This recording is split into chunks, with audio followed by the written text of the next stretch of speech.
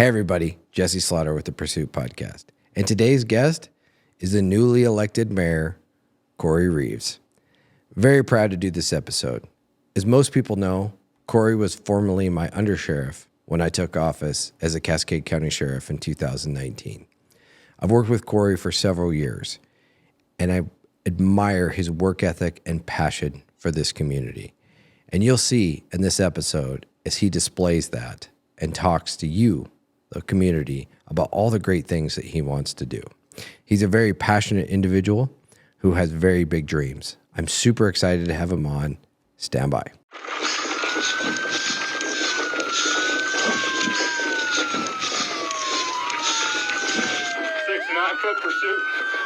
Stop! Sheriff, stop! Welcome, Cory. Thank you, Jesse. Thanks for being here. I'm super excited to be here. The Mayor-Elect of Great Falls.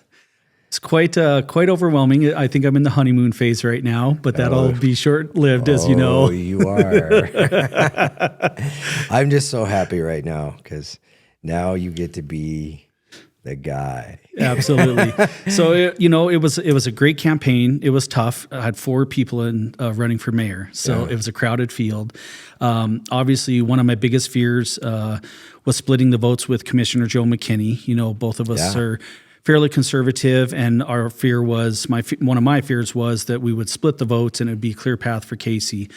But like I told many people, I really had to turn this over to Christ, put it in his hands. If he wanted me in this leadership role, he'd put me there. And so the night of the election, it was a late night, obviously, and about 11 o'clock, I had got another text from some folks down at the Expo Park saying, hey, it's going to be probably now 2 o'clock in the morning till they release results. And I thought, I got to go to bed. Cory doesn't stay up this late. I go to bed, I get up early, but I don't stay up late. So I went to bed around 11:30, and about 5:30 that morning, my wife starts shaking me and says, Cory. And I'm trying to wake up, and I'm like, what, honey? She's like, you won. I'm like, I did? Because awesome. it was very overwhelming. Tons and tons of texts, emails. It's been very welcoming from people. So could you go back to sleep after that? No, I was wide awake after that, buddy. Yeah. Yeah, and that was crazy. I thought that was crazy too. And I wasn't surprised you won because I knew you were going to win. Yeah, you did tell me that every time. Oh yeah, and I try not to give my money and my support to people who lose. Right. So I knew you were going to win, but my whole thing was that I thought was. I was surprised. I mean, and not surprised by your capability, but I was surprised that with that crowded field, with Joe being an incumbent commissioner, and you annihilated him. I mean, that was almost 4,000 votes. It was 3,500, 3,600 votes. Yep. And that astonished me. And then you beat Casey soundly. Yeah. And I mean, it was over 975 votes or something, which is a ton in a 4-way race. Absolutely. In a 4-way race, you're talking about sometimes there are 50 votes, some goofy thing. Yep. A couple hundred votes is a big win. But I was astonished at the gap. I will tell you that from moderating the debate with you guys back in late September? It was, yeah. I could tell you that it was obvious. I knew at that point, okay, if Cory just keeps doing what he's going to do, he's going to win. That's a given. What was interesting to me to watch was the compare and contrast. Sure. And one of the things I thought you did a really, really good job of was Casey and Joe, they felt like they talked over people a little bit. And it's just, I'm not being overly critical to them. It's just a general criticism of watching them. And you kind of talked about coffee table or kitchen table issues, and you talked to the common person really well. And it was like simple. So a lot of your issues were really simple.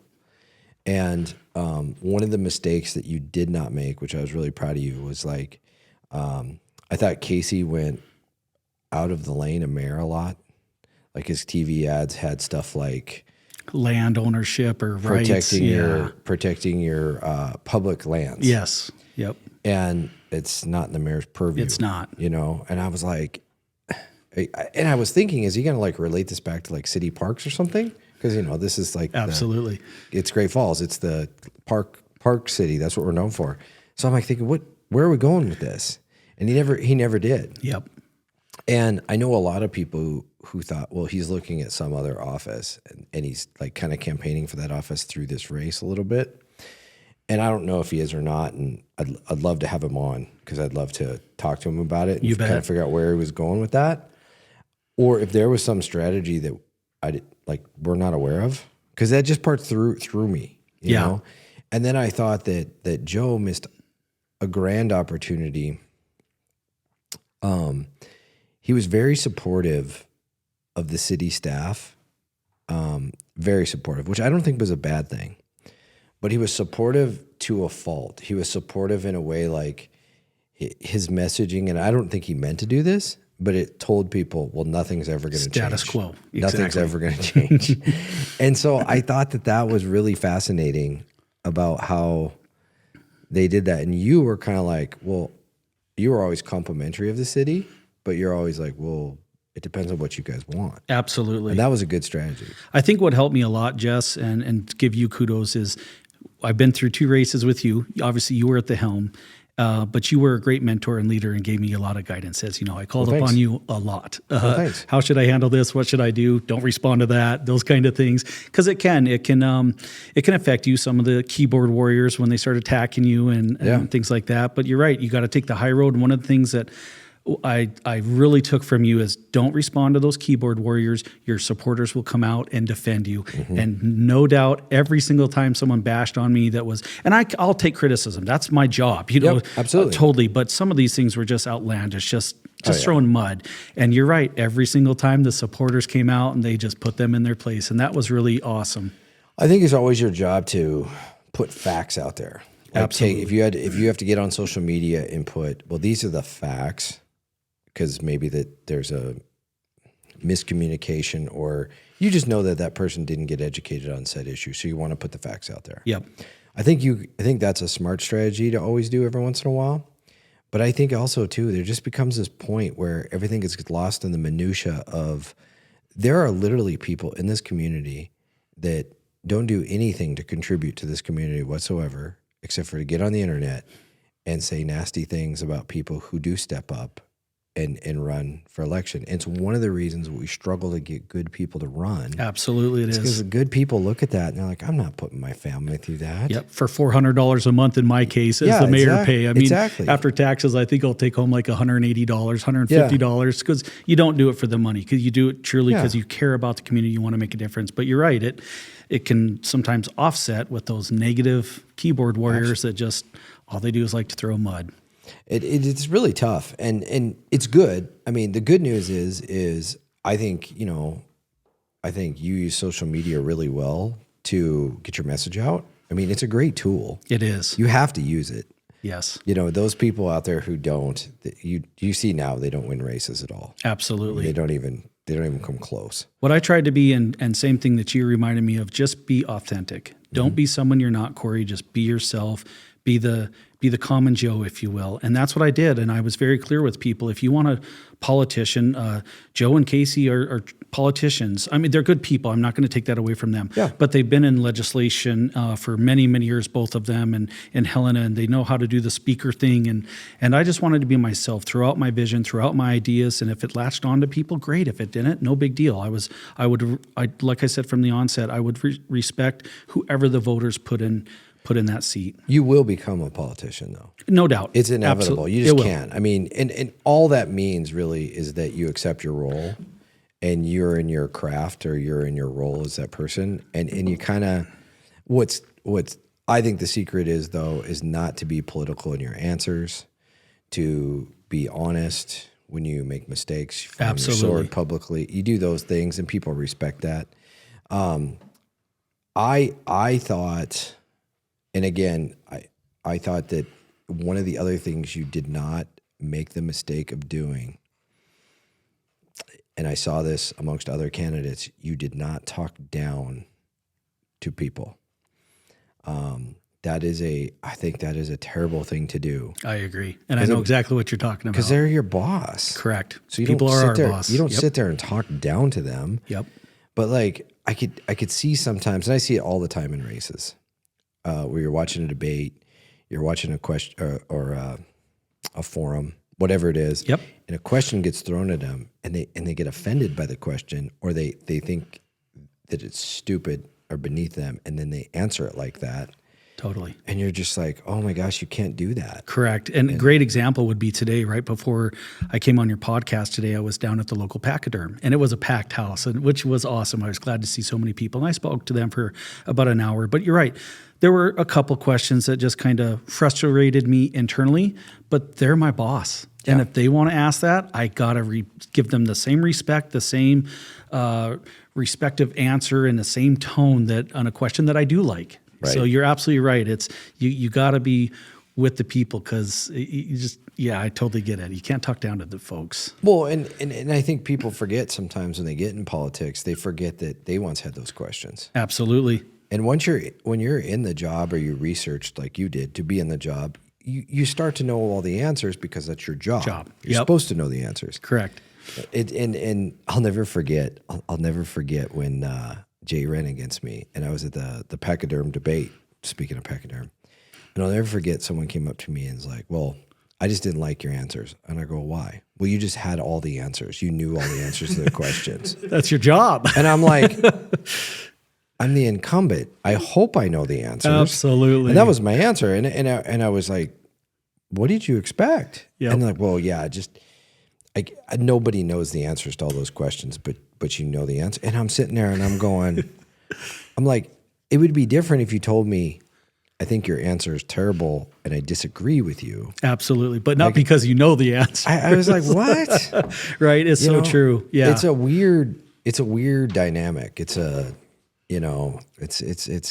it's just weird. It is. And I had some questions thrown at me earlier today from the pachyderm just about different, some tax codes and things like that. I truly didn't have the answer to them yet. Yeah. And I told them, hey, I'm green. I still got to peel back a lot of the curtains and look behind and really educate myself. I said, there are some things I'm going to come in here and I'm going to be top notch on. I'm already fortunate to have been a city employee for 21 years, been in the county government with you for 3.5 years. So I do have a working knowledge of how a lot of things work. But there are some things I just don't have the answers for yet. But it's my job to learn those, like you're saying. And if I come back in a year and have the same response, well, I don't know, there's going to be a problem. The voters aren't going to have confidence in me. There's always something you're not going to know. Sure, absolutely. I mean, that's just the thing. It's like, and I think people get that.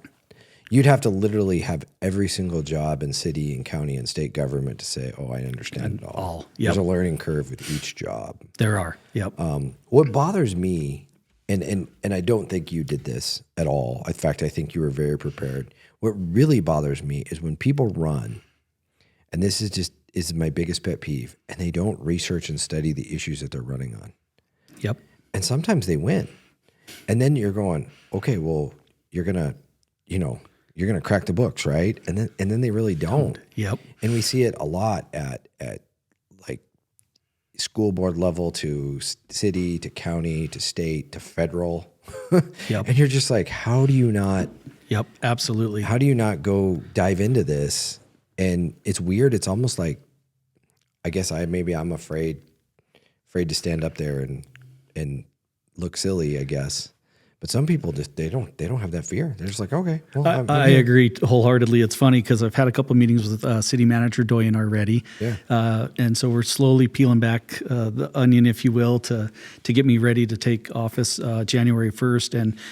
And he told me, he said, Cory, when you get that commission packet, sometimes they're going to be 5, 6 inches, 7 inches thick of paperwork. And I said, that's okay. I said, on Sunday afternoons, you can believe after I'm done with church, I will be reading all of the information. So I'm prepared for every city commission meeting. Because you're right. I've been elected for this position to come in and know what's going on. If I don't read that agenda packet and what we're about to vote on till the night of, there's a problem there. So it is going to be a lot of work and dedication, but I'm looking forward to it.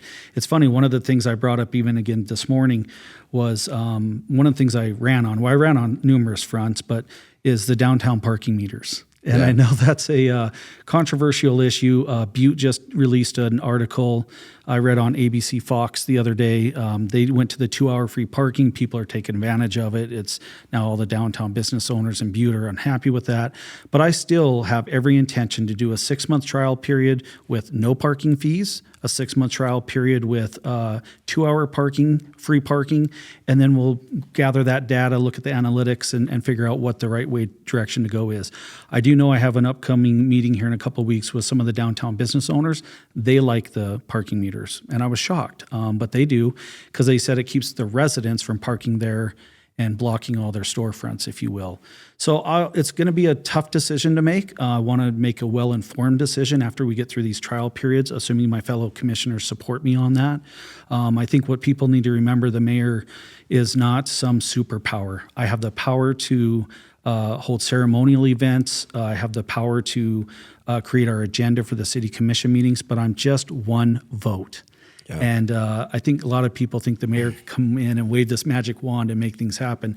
It's going to be a collaboration with my fellow commissioners. So this is probably going to make some people in city government upset, but I'm going to say it anyway. Sure. Well, that's how we roll. Because it's my podcast. That's right. That's why. So when I was a downtown officer, I looked into this issue a lot because I hated it when I was a downtown officer. You bet. And I think it's crazy that the city taxes people to go shop downtown. It is. It's another tax. And if you look at Bozeman, they have the most booming downtown in America and no parking meters. I mean, don't get me wrong. I don't want us to become Bozeman. Yeah. I want to make that clear. Yep. But I mean, their downtown is booming. Booming. Yep. I mean, it's insane. So I think people just need to keep an open mind. But one of the keys, I think, to the situation is the city police department, although I know they're stretched thin, I understand that. I could relate out. They got to bring back the downtown officer. I think a lot of those special assignments that we had when we were cops there, Jesse, that have gone by the wayside, I would love to see brought back. I actually, some of them I get it when you're short-manned. You bet. Like special projects unit. The one I think is vital to downtown. Our economy and to making us step into this 21st century that we're already in. Yep. Is that, and here's where I go with that. The downtown businesses are saying, well, we don't want the residents parking there. Okay, well, here's the thing. You have a downtown association, you've got local city government, but you need a liaison. You get a downtown city officer down there. And what you do is you work with the landlords who rent property downtown, right? Yep. And you say, hey, they need to have some type of tracking system for their people's. Now, obviously, the people that visit are going to park there, but they do that now anyway. Absolutely. That's already occurring. Yes. And there's parking garages down there. And so the apartment building should start looking at, well, okay, well, what is the space cost in the parking garages? And they're probably going to have to pass that on to the renters. Yep. Right? But the idea is you can park here, but if you park on the street, you can't park there. This is what it's for. But the problem is you need that next layer, which is someone who could track that type of stuff and give public. It doesn't have to be through citations. It can just be through awareness. Yes. But they need to work on that because, and you could probably do it through the contract parking people too. Yep. They could do it. I mean, those people are Nazis, man. You pull up and park and they're right there. Knock a ticket on you. But I mean, here's the thing is there's no amount of money that I'm going to spend that's going to stop me from going down and supporting those people because I have a relationship with them. Yes. But some people don't. And some people I've heard a lot of people say they refuse to go downtown just because of the parking meters. And that's unfortunate. That's a right, but that's unfortunate because I think those parking meters, like we talked, not only is it another tax, but it's obviously a hindrance or it obstructs other people from wanting to go downtown. And we need downtown businesses, as you know, is where the lifeblood is. That is where our mom and pa shops are, not our corporations, but the locals who own businesses in our community. And it's our city center. It is. It's absolutely. where everything starts and everything goes. I mean, and it's booming right now. It's doing so well. It is. And I wonder if there's a little bit of outcome bias amongst the business owners where they're like, we don't need you to change anything because we're killing it anyway. Yeah. And that might be and I'm not dismissing that. Yep. Absolutely. But at the same time, I mean, for me, if I take off all of my government hats that I have as a citizen, I'll be honest with you, paying for parking downtown pisses me off. It's another tax. It doesn't make me, it's not anger.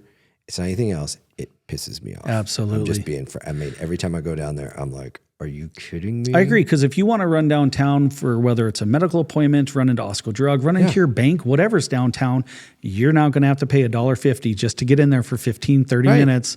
That's silly. It's silly. Some of the businesses have their own parking spots. Like I They think, do, where they pay. Dragonfly yes. has theirs.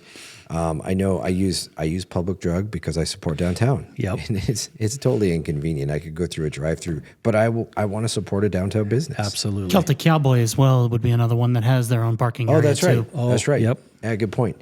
So, I mean, I know there's businesses that do that, which is nice, but it's like there needs to be a compromise, and maybe the compromise is 1 hour. Yeah. Maybe the compromise is, I don't know, 30 minutes, whatever it is. But there's got to be something where you can go park, eat lunch, get a cup of coffee, pick up your prescriptions, and not have to worry about it, because those little parking people cruise around down there. They'll nail you in a heartbeat. Yes, they will. Yep. And I agree. And so I'm really looking forward to tackling that issue.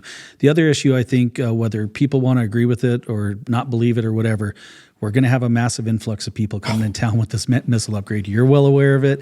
Some people still think it's baloney. No, it's not going to. It's going to happen.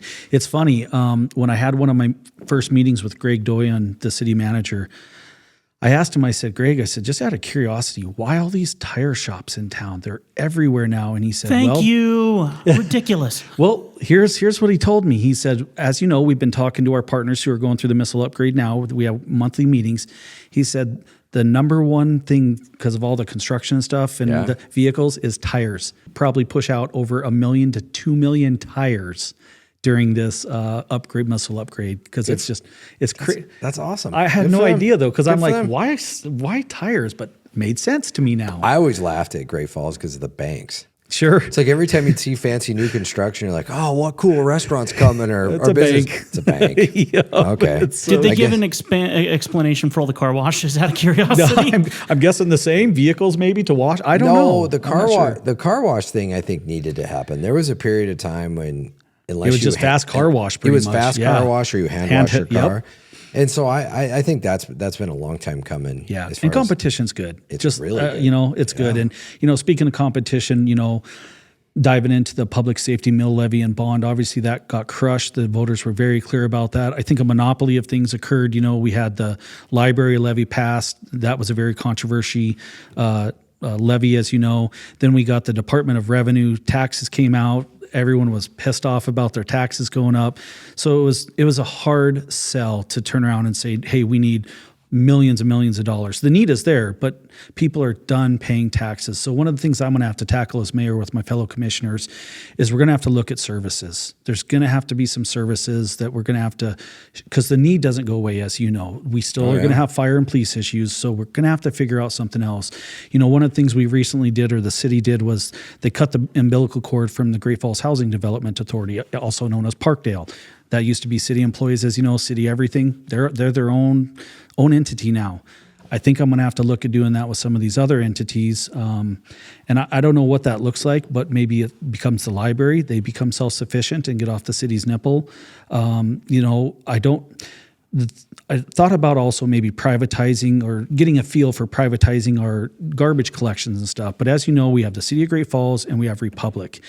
If we privatize that, we can save a couple $1 million in vehicles, equipment, personnel, because Republic would have to pick all that up, as you know.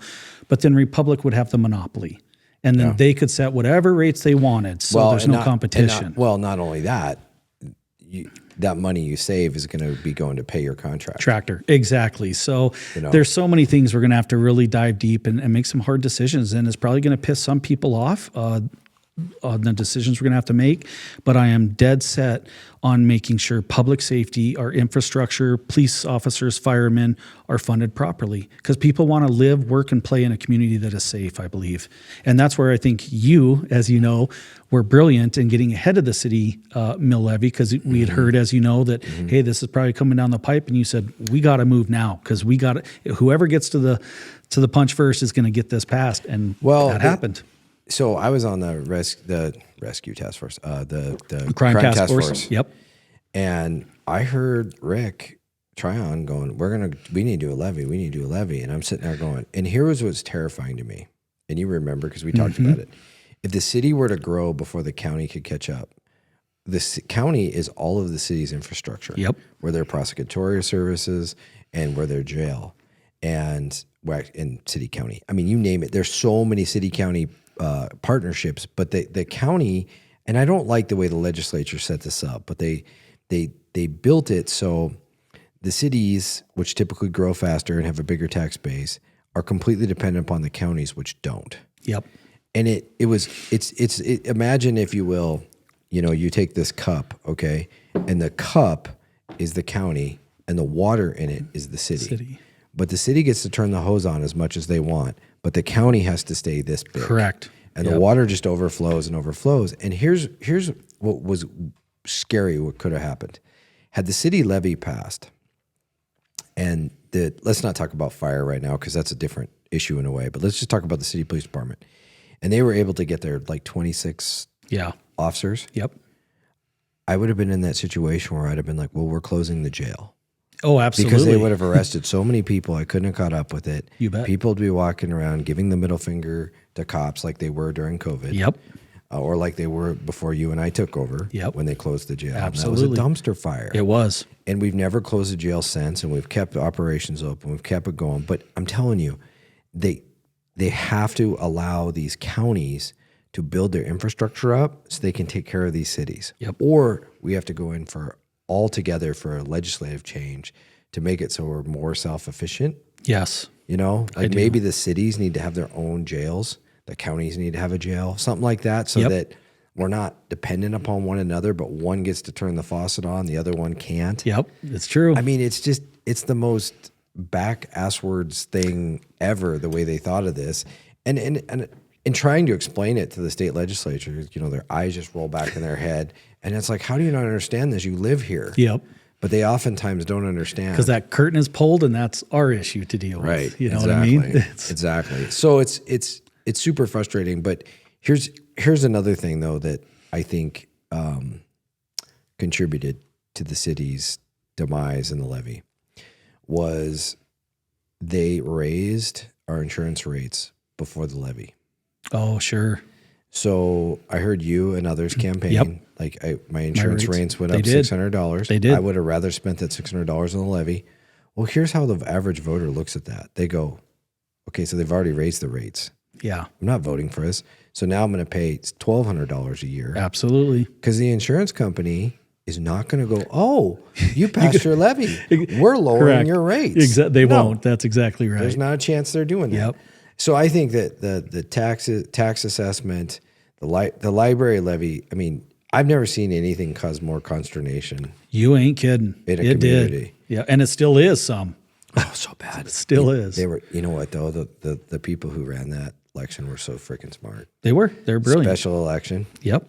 Only the people that cared about the library came out and vote. Correct. And you had this small group that tried to catch up to the votes, and they were never going to catch up. Yep. It was brilliant. Yeah, it was. I had to give them total credit. I was like, that was some masterful politics by you guys to pass that, because I didn't think it had a chance. Yeah, I don't know what's going to happen, man. It's like I said, it's going to be a tough decision. We have some tough decisions ahead of us. You're right. They are two separate, the police and the fire.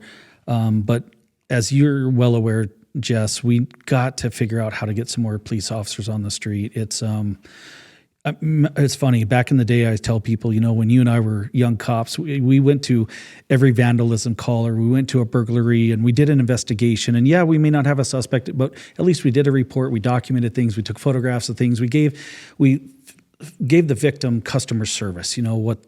Tried to make him feel better. Now, as you know, they don't go to that stuff. So what's next? Are we going to be like Billings and not go to any car crashes unless it's an injury? You just figure it out. Are we not going to go to cold burglaries? That's going to go to online. It's just all that customer service piece that was ingrained in you and I as young police officers. It's going by the wayside, and that's because we don't have the manning to keep up. At least what I'm told. The numbers aren't. We just can't keep up with that. The proactive policing and stuff doesn't happen. Well, one thing we're going to have to do is, now that you're going to be the mayor, and in my position I'm in, we're going to have to collaborate. Totally. We're going to have to work together. We're going to have to cut down jurisdictional barriers. We're going to have to say, hey, we just take care of each other regardless of the issues. I think that's a critical piece that we're going to have to do to make sure that we can keep moving the ball forward. I agree. One of the things I'd like to do too, and I think we briefly talked about it, but whether it's once a month or every 2 months or once a quarter, I'd love to have you as the sheriff come address the city commission. Because I think that's when we start bridging. We have the colonel from Mountstrom come down. We have city county health come address the commission. Why are we not talking about the nuts and bolts in law enforcement and the safety of our community, which is should be at the top of the pecking order. Do you know what I mean? Yeah. So I'm really excited to have you start coming down. And I know people are going to be like, whoa, the sheriff's, yeah, absolutely. It's a collaborative effort. We're partners. We have to have these discussions about, why are these jail policies and why are, certain cases not getting prosecuted and what does this all look like? And as a county, we have the answers to that information to help the public kind of understand, okay, this is the gaps in services that you have. The short answer to what you were just saying, though, is we absolutely cannot get to the point where we start cutting services. We can't do it. I agree. You look at what's going on in San Francisco right now. It's a disaster. And now they don't go to thefts. Yeah. Yeah. So people are just walking in and destroying businesses. Yep. And no. I agree. No. It'll become chaos here if that occurs. We can't do that. Yeah. You've got to take those people and you've got to hold them accountable. Yep. Absolutely agree. You can't back down. You can't. Yep. So I think that's absolutely, totally critical. And whatever it takes. I agree. Whatever it takes, whatever collaboration we have to come up with to make sure it happens, it's got to happen. Yep. I'm hoping to, we do have a second city judge coming as long as you and I have been cops. So when we're at the city, it's been one judge forever. You know what I mean?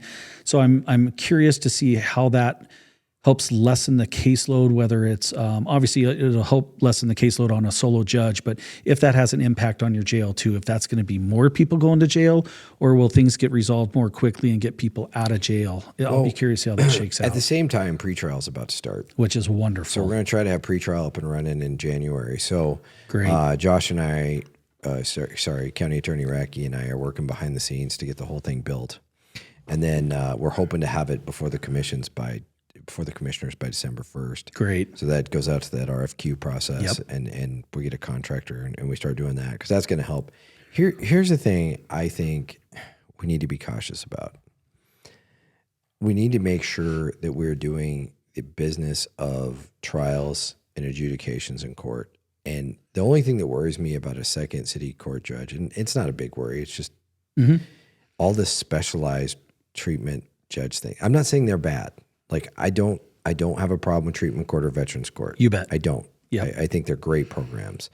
I'm not saying that, but it seems like we're rabbit trailing down these, and then we're wondering why cases are lingering for months and months and months. Well, if we weren't spending all of one day in treatment courts, correct, could we have knocked these cases out through having hearings and plea agreements? I think that's something we need to be super cautious about. I know the city's going to do, or already is, in a mental health treatment court, which I'm not saying is a bad thing because that does keep people who are mentally ill from going to jail because jail is not an appropriate place for them. Totally agree. But there's this fine line that we have to walk because if these courts become all too specialized, then we're not getting through the cases. Correct. Yep. And getting through. And it's a criminal court of law, not the mental health. Yeah. So I know what you're saying. I support all these programs we're doing, but we got to make sure not got too far from the lane that it's a criminal court of law. You've been alleged to commit a crime. This is where, like you said, it needs to be adjudicated and let's move on. But I think they just got to be really cautious about that. Totally. And everybody wants to do good for everybody. I understand that. I totally understand that. And one of the most frustrating things that I ever hear is, we have a huge, massive mental health crisis. I'm not saying we don't. Okay. I'm not dismissing that there aren't a lot of mentally ill people, but we also have to remember that we used to have hospitals for the mentally ill all over the state, all over the country. Yep. We used to have what they used to call them like insane asylums and all that other stuff. We used to have all that stuff. And then they decided they didn't want to do that anymore and they collapsed all of it. And it's like, well, could it just be that it's all the same, but they're all living with us now? And now it's coming to our attention? Yep. Because they literally are walking down our street every day when before they would have had a place to house that individual. Yep. And I'm not going to go down the road if they were humane or not. I'm not here to argue that right now. I was too young to know. Sure. And I don't think that's an appropriate argument for me to have, but I'm just saying, like, that's a fact. It is. Yep. And I agree. And obviously, homelessness has been coming up a lot in the last couple months over this campaign and stuff. And what I try and remind people is that I will never support a homeless camp like we had in the city, as you know, a year and a half ago. That can't happen. But what I also want to be cautious about is that is protecting people's constitutional rights. And it's not a crime to be homeless. It's just like Larry. I tell people all the time about Larry, the homeless guy, the cart guy. Yeah. I don't know if you recall, Jess, but then the county attorney's office was getting ready to send him to Warm Springs, throw the key away. My family said, BS. He has a right to be on the streets. Yes, he's a homeless guy, but he's harmless. And so we hired a lawyer. We went to court with the county attorney's office, and then I was granted his legal guardianship for many, many years. And Larry got to live the rest of his life out on the streets how he wanted. Yes, in the winter months, I was able to convince him to stay at a hotel and stuff like that, and he stayed there and stuff. But so it's such in my opinion, it's such a delicate situation because, as you know, a lot of the homeless are mentally ill or have addiction problems, whether it's drugs, alcohol, things like that. But at the same time, I don't think we can just lock them up, and which oftentimes happens, and they become your problem in the county jail. Mm-hmm. So I don't think it's up to the government to fix this problem solely. The government absolutely can play a role in fixing the homeless, but it's also got to be the churches and other civic organizations and a community that steps up to figure out how we're going to address this. But, I think San Francisco very sadly has gone to the extreme and let them do their drugs. And, they just condone everything down there, which is a disaster. It's just a tough, delicate situation of what's the solution. See, and I don't see it as that tough. And here's why I don't. When the church thing was going on, most of those people lived in homes. They did. They just showed up down there correct. To score drugs. They did. And hang out and use. And so what it did is it just became an open air drug market. Yep. That's all it was. It was. And, even your opponent in sitting city commissioner Joe McKinney went down there and learned that. He did. He pulled up a lawn chair and started talking to him. And he's like, why are you sitting down here if you have a place to live? Yep. And it was because they all had a habit. They all had something in common. And then the people who sold the drugs could go to one spot and deal multiple drugs to that. And I'm just like, but people, we had Rick Tryon on, and he was funny because he was like, how he said it, his favorite phrase, people just keep virtue signaling. That's what he kept saying, but there's people out there who are just like, this is a battle I'm going to fight because I care so much and I want to prove to everyone how much I care. And it's like, okay, I respect that, but go learn what's really behind the curtain in this issue, because there's a big difference between I don't have a place to live, so I'm staying on the streets, and I go to this place to commiserate and, correct, use drugs and alcohol. Absolutely. And obviously Larry, like I just talked about, he was a true homeless guy. He didn't drink. He loved his Coca-Cola. He didn't do drugs. Yep. He loved his carts. They could be a nuisance. As you know, we had to deal with them many a times, and he would start his cart all over, but that's okay. My wife and I used to drive around on Christmas to find him. Find Larry. And then we'd always have a 6-pack of Coke. That's awesome. We just walk up and set it next to him. And, yep. Merry Christmas. Love it. But he was kind of like an icon too. He was. He was. But it's funny though, like how people view all this stuff and how they view these issues. And my big problem I have is, okay, you're homeless. I agree. It's not illegal, but it is illegal to take over private and public property. Absolutely. And make it your own. Yep. That's illegal. You don't get to do that. Correct. And it's not because I'm not compassionate. Yep. It's not. I'm totally compassionate. You don't get to do that. Correct. Because you said we need to protect their constitutional rights. It's not illegal for them to be homeless, but we also have to protect the other. Yes. Yes. And the taxpayers who all pay for that public property to use for legitimate purposes. Yep. And totally so agree. There's a couple sides. It is. I agree. It's yeah.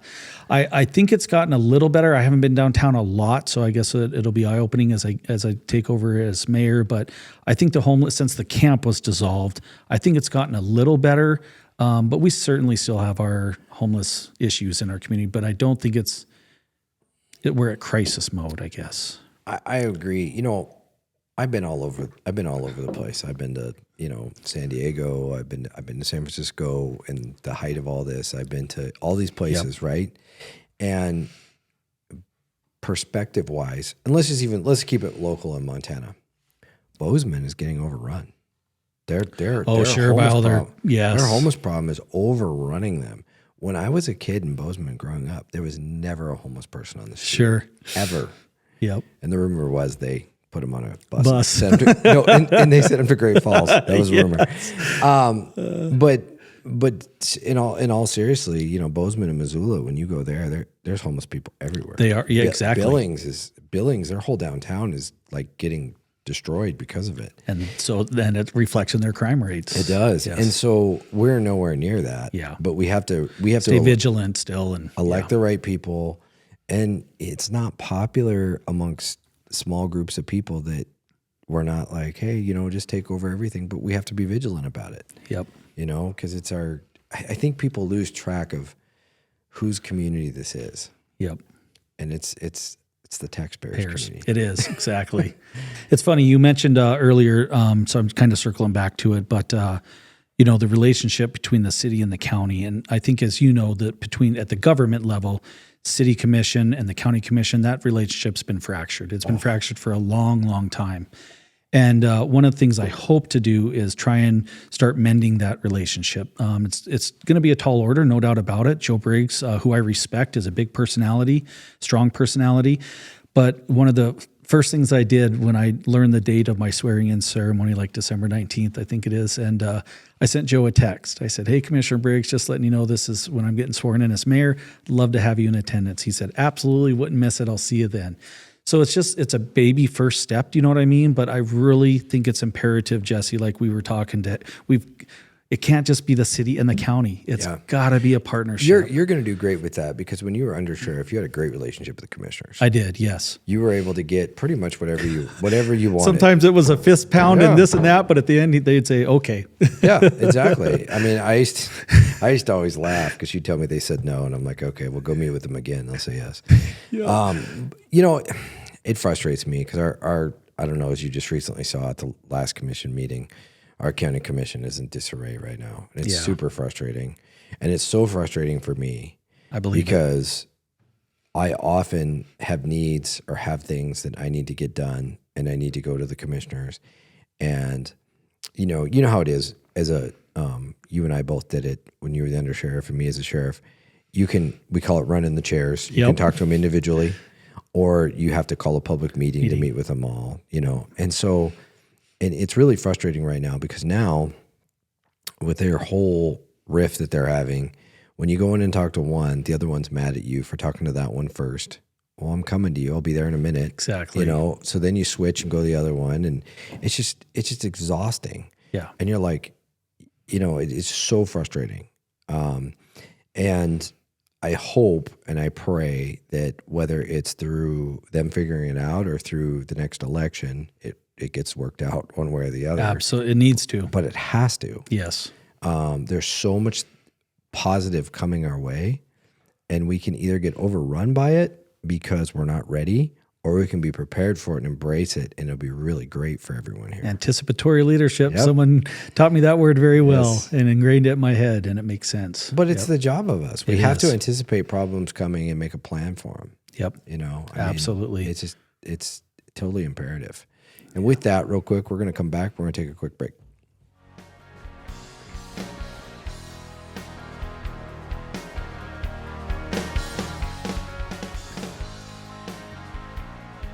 If you haven't noticed lately, Cascade County is booming, and the choice for all your construction needs is Builders First Source. They even have an automated home builders solution for all of your construction needs. Go to 826 Northwest Bypass in Great Falls and check them out today.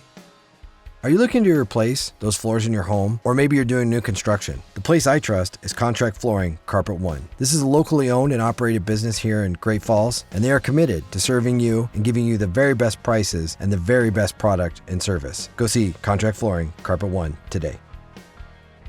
The Double Barrel Cafe is all about you, the amazing people of Cascade County. With every purchase you make, they give back to our community. Every bite and sip fuels their mission. Let's make a positive change, one cup and one bite at a time, because the Double Barrel is not just a cafe, they're building a better community.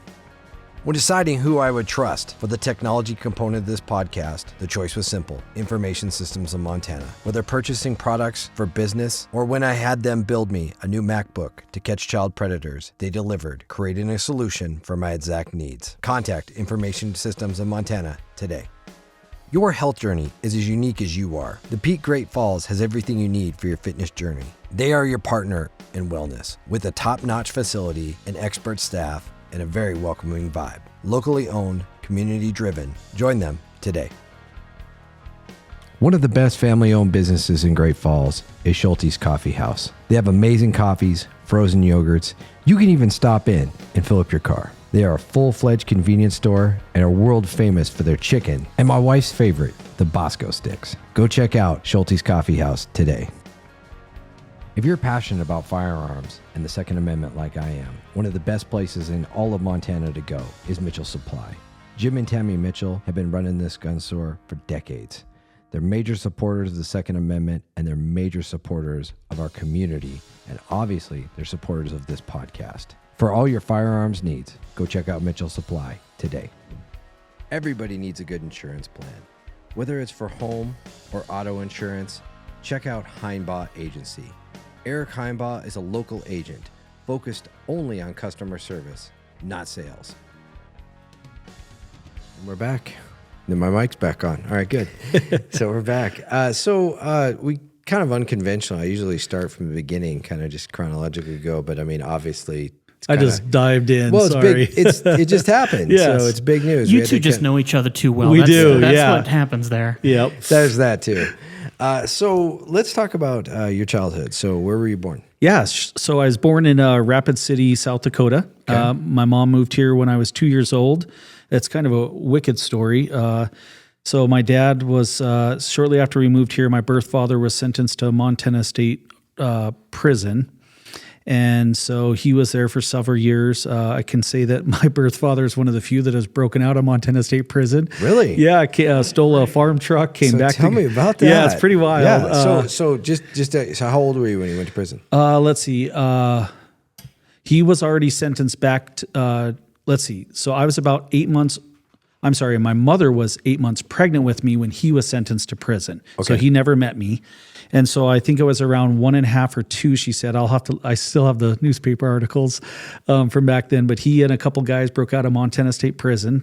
He stole a truck, came to Great Falls, spent a couple days with my mom meeting me and stuff. And my mom said, this isn't the life I'm going to live, is with a criminal. You know what I mean? You need to turn yourself in. So after he was here for a couple days, my papa, my grandfather, he drove him down to the Great Falls Police Department. He turned himself in and finished out his 6 or 7 year sentence. And so life moved on. So did he escape to meet you? He did. Oh, my land. Yeah. Well, yeah. you know, Who wouldn't want to meet this guy? That's actually okay. That's actually a super. You've never told me that before. That's a super cool story. It's crazy. I'll share you the article sometime. It's pretty cool. That's really cool. So life went on.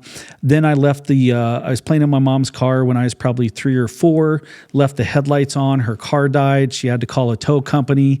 Bob's Towing, it was called. And I don't know really what happened, but the tow truck driver, Bob Reeves, showed up to jump my mom's car, and they hit it off, and he kind of fell in love with me, and they went on a few dates, and he later adopted me, and they got married. And I didn't realize that Bob, my dad, if you will, my adopted dad, wasn't my birth dad. I didn't realize he adopted me till I was probably around 8th, 9th grade. And so I was a hellion in my younger days, quite frankly. And so when I found out I was adopted and that he wasn't my birth father, I really wanted to meet this birth father of mine. So I went to church on a Sunday, like I always did with my family, talked to a girlfriend who's just a friend of, just truly a girlfriend, not a relationship. Right. And said, hey, I'm running away to Iowa. That's where my birth father lives. You want to come? And we didn't have phones, as you know, back then. We had the old school maps and stuff. And so we grabbed some sandwiches and some snacks, and off to Iowa we went. So we were soon discovered to be missing, obviously, by both our families. they had a hunch where I was heading. And so made it all the way to Iowa, stayed in a couple hotels along the way, and met my birth father, and she was flown home as soon as we got there, obviously.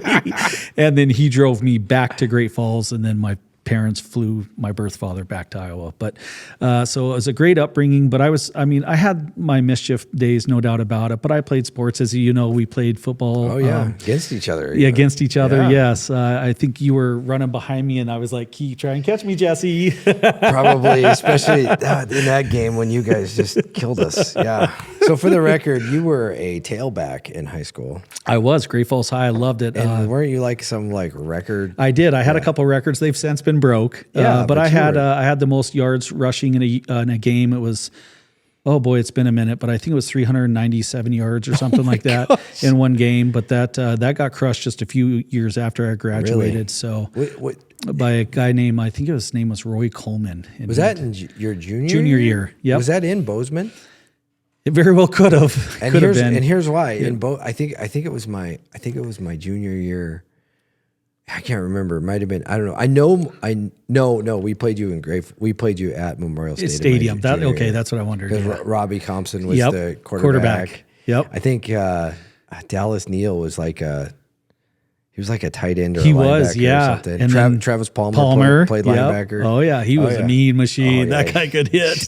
He still is mean. Exactly. But no, it's funny because it's just funny small world of like all the people that we knew. Totally. And it's Yep. just crazy. And then we didn't really know each other in high school. We just were on the same like football fields Correct. together. And- Yep. Probably gave high five as we yeah. walked through the lines. Exactly. Yeah. Didn't think another thing of it. Correct. Yep. Because you were a 95 graduate too. I was, Yeah, yes. so we Same as both you. graduated same Yep. year. Yeah. So I want to say maybe it was my senior. Maybe it was my senior year. I can't remember if we played you guys or not my senior year. It's all blur. It is. It's a blur. We've been out of school for a I minute. know, for a minute. And I've never gone to a high school reunion or anything. Sure. So I really lose track bad. I'm like, Absolutely. I lost track. Yes. So, but no, crazy. So yeah, I mean, you were a really good athlete in school. Yeah. Thank you. I had a lot of fun, man. I did baseball, did track, football, played basketball in my freshman year. Realized that was definitely not my forte. What did you do in track? 100, 200, and the 400 relay. Oh wow. Yeah. I did so just sprints. I did hurdles. Oh, I couldn't jump. I did them because running's so boring to me. Oh, And so yeah. I had to do, like, my football coach was like, Yep. That's how it was with us too. you're gonna do track. And I'm like, all right. And so he made me do that, and I was like, well. So then my coach was like, well, hurdles is just a bunch of short sprints between hurdles, technically. Not really. It's a Did you lot destroy more. your legs when you hit them? Yeah, I couldn't do Yeah, those. it was fine. Yeah, It was just- that's awesome. It was a lot of fun, but yeah. So then, so were you looking at it? I'm surprised you didn't explore sports in college. Yeah, no. Excuse me. Again, like I said, once I graduated high school, I had no idea what I wanted to do. I knew I either wanted to be a pastor or a police officer, and I knew I chewed then, and I knew I drank a little too much as an underage kid. So I thought, well, I probably shouldn't go down the pastor road now. That was probably a really good career move for you. Yeah. So I decided to just go to University of Great Falls. It's a private Catholic school here in town, as you know, and wonderful school. Back then, like I was saying, though, it was non-traditional. We didn't have any sports programs or whatever. Us 18, 19-year-olds in college were not the norm. Everyone there was in their 30s and 40s, had families, and were getting their education and stuff. And that's just changed drastically now. But so I went and thought, well, I'm going to be a cop. And so I went into the criminal justice program, and starting my senior year of college, I wanted to start applying for the physical test, the written test that we've all heard about and stuff. And I wasn't hoping to get hired. I just wanted to get the experience. So I talked to Dean Bennett back in the day. Dean said, "Oh, we're not hiring, man." But he said, "I just saw a teletype back." We did teletypes, as you know, back then. Yeah. Teletype saying Lewistown was hiring, so you should go down there and get some experience. So I did. I went down, took their written test, took their physical test, went through an oral interview, and just thought, man, this is cool. I'm glad I experienced it all. And then like a week later, I got a call from the chief down there. My mom, I was living at home actually. My mom came down, woke me up. She said, Cory, there's a Chief Kevin Myrie on the phone from Lewistown. And I'm like, why would he call me? Because I truly didn't think I was, God, how old was I? A young 20-year-old. And he's like, Corey, we'd like to offer you a probationary job, blah, blah. I'm like, holy shit, okay. Mom, I just got hired as a cop. She just started bawling. And all you can think to yourself is, this guy's dumb. Yeah, right. Exactly. Seriously. Yeah. So I went down to Lewistown for 2 years. I'll be honest, I was going to, I'd also met my wife, Jenny, in college, as you're aware. And I was just going to be done. I thought, I got a job. I don't need to finish my degree. And Jenny said, no. You're this so close. I think I had like 12 credits left. 12 credits shy of getting that bachelor's degree. You're going to finish. So it was a lot of work, man. It was a lot of work, as you know, doing shift work, finishing schooling and stuff like that. I went to a ton of college when I worked. Yeah, it's a lot. It is very tough. Yeah. So, but I'm glad I did it. And then did you have kids then? Yeah. So then we had Sadie right away. Accident, obviously. No one plans to have a child at that age. But things happened. You don't have to admit that. Well, I'm admitting it. So we had Sadie. And then in 2000, I was able to transfer. I called Dean Bennett again, said, you got any openings? He said, we do. I think we had 3 or 4 openings. And you know how it was back then, Jesse. 3 or 4 openings, you'd have 300 people applying for those 3 or 4. It was crazy. Not like it is now. Now, exactly. Yeah. It's quite sad. But so I put in my application and boy, Dean snagged me right up. I think it helped because I had a relationship and I stayed in touch with Dean. So I came up here in August of 2000 and then in October of 2000, Jenny had Hannah. She's our special needs daughter, as you know. She's 23 now, wonderful kid. She's a ball of fire, that's for sure. And so then went through the career, met 235 and that's his badge number. Was his badge number? Oh yeah. So you know what's funny? I'll never forget the first time I met you. I still remember. It's weird. I don't remember why I didn't. But I was on my first phase of FTO. So I was hired in 2002. So you had been on for 2 years, I think, by the time I came on. Because I think you were a senior. Yep. You had senior stripes. And we were downtown and we were across the street from the Mission. And I just, Jamie Pinsky was my training officer. And I'd just come off of night shift with Bill Beluski. He was my training officer. And that was an education. Kid. Yeah. Follow me. You'll learn some things. Oh, yeah. And then he always talked to me in riddles. I think he still does. Billy B, love the guy. I need to have coffee with him so he can talk to me in riddles. And you always had to answer the riddle right. And sometimes I'm like, I don't know, Bill. Just tell me. So anyway, I digress. So I'm with Jamie, and we pull into this parking lot, and you're just chewing this guy's ass. And I remember you had the mag light, and you were like pointing it at him, and you were ripping him, and I'm like, she's like, remember did you get in the car? And she's like, this, I don't think I've ever told you this before. She says something to the effect, "That's Corey. Don't do anything he does." That was the common thread earlier. Here comes another Cory Reeves policy. And I just was like, I was like, okay. I was like, whatever, And I just remember well, first of all, you were like this big around. I was 138 pounds. And you were hyper. Yeah. You were so hyper. You were just like always like, I was, go. Moving, shaking, all this stuff. I can't remember who was with you, because you had a back with you, and we just kind of showed funny. Up. I don't even think we got out of the car. I think it was one of those things where we just kind of drove by and laughed. Yeah. And because you and Jamie were good friends. We went to college together. Yeah. And so there was a connection there, and it was pretty funny. And I just remember I was like, don't do what he does. I was like, who is that guy? Yeah, it's funny. That is awesome, man. That was good. That was good times though. Those were good times. We should talk about that for a second. Law enforcement was so different then. Night and day, buddy. I mean, I'll be honest. Different. As much as I loved it, I'm glad I'm out of the game now. Kudos to you for still being in the game. It is night and day. It's just everything has changed. Everything. I mean, I don't even know if we should tell the stories on air what we did. But it was not. I mean, here's some things I remember. I remember Tito Rodriguez was my sergeant, and I remember him saying things to me like, "If you get in a fight on duty, you better win, or I'm writing you up." Yep. And I was like, okay. So it was, as you know, the old school way, man. Yeah. You commanded respect. And now we earn respect. You know what I mean? Yeah. But back in the old school way of policing, it was I have a badge, I have a gun, you will listen to me and do as I say. And that was some of the old timers that taught us, you know what I mean? The 150, 60s. And I think we're at the end of, I mean, you and I just caught the end of like what we that call era. Old school policing. Absolutely. I agree. And I remember him telling me one time too, it was either him, it might have been Dean, I can't remember. But they said, you better not call out on a foot pursuit unless you catch him. Yep. And so I remember doing stuff like getting in foot pursuits and not calling it out. I know, and you know you're by yourself because totally alone. If you don't catch that guy, and then you tackle him in the alley, you cuff him, and then you get on the radio and you're like,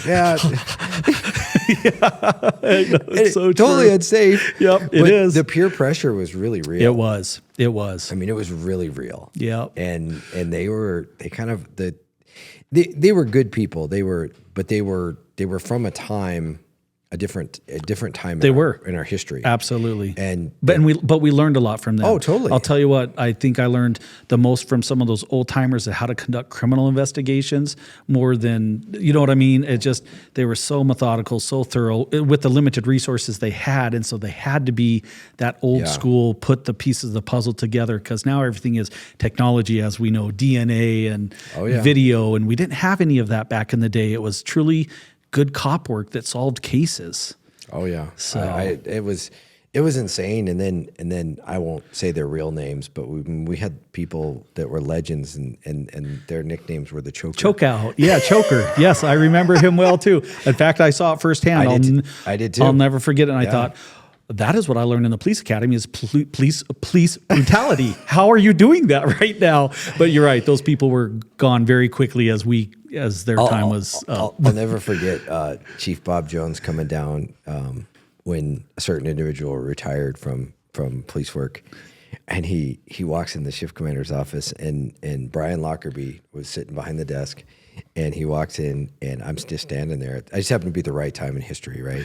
And he puts his hand on the file cabinet, and he goes, "Whew, I'm glad I got through my entire career without getting sued because of that guy."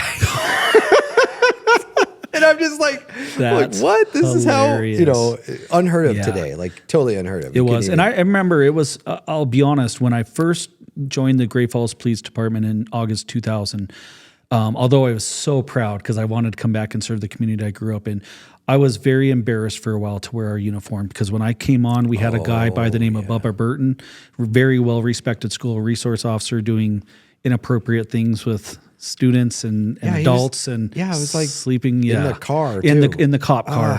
Then we had another guy by the name, I won't even say his name because he's a disgusting human. He was a police officer. He impregnated his own stepdaughter, if you recall. Then he went on the run to Arizona. It was a big manhunt. I think he's in prison. Jeff Cathell.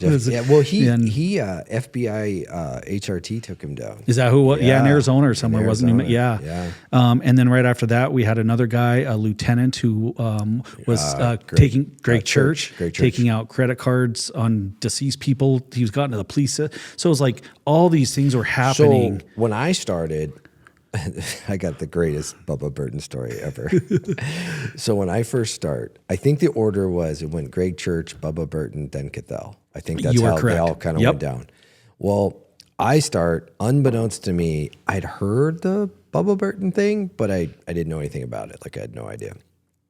So I go up to the jail with Bill Beluski.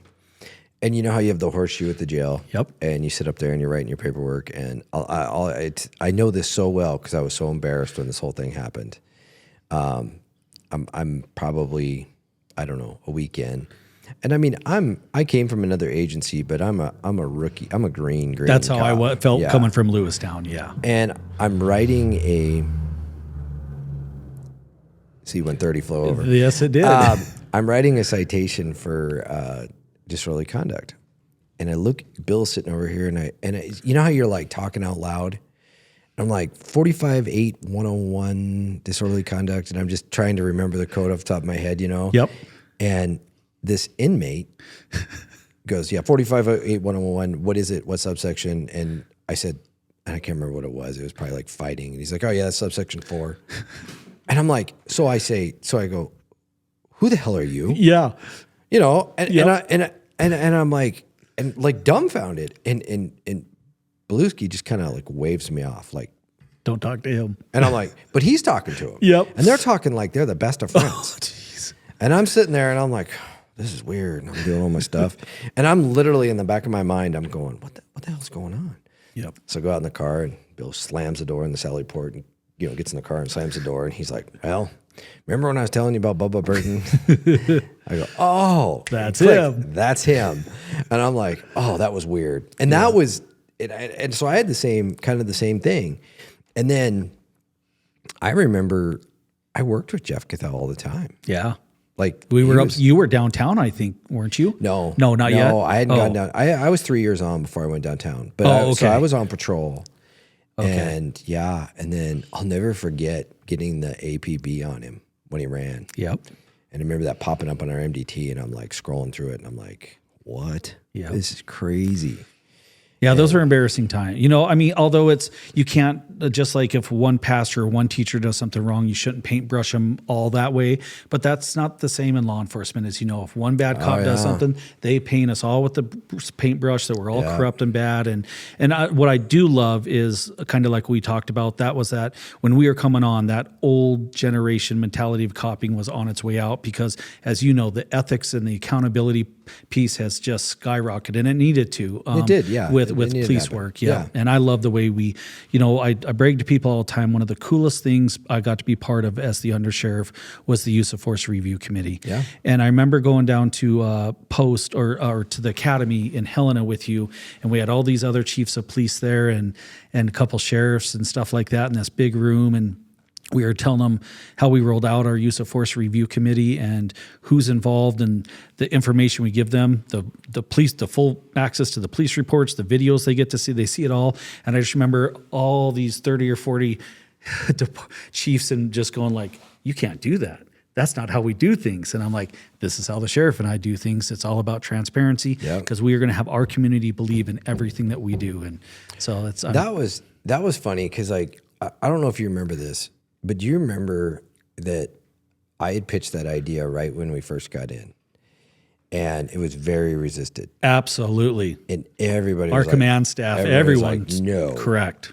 And I'm like, I really want to do this. But I was trying to do that balance between, do we force something on them and break trust right now? Because you and I were the outsiders, yep. Or do I just wait? And then the whole George Floyd thing happens. Yep. And I'm like, this community needs answers. Yep. And it was great because you just took it and ran with it. You were loved it. I think you already, it was funny because I think I started to talk to you about it one day and you were just like, I already know where you're going. Let's go. Let's go. Yep. And it was awesome because we just took off with it. And it's on its, I want to say by now for civilians, we've had 3, 4, I want to say we're close to 7 different citizens who have now sat on it. That's awesome. What I loved that the bodies we put on there were representative of our Native community, from our African American community, from our white community, from the females. It just still are. That's awesome. Yep. That's how it should be. It's a representation of who the citizens are, and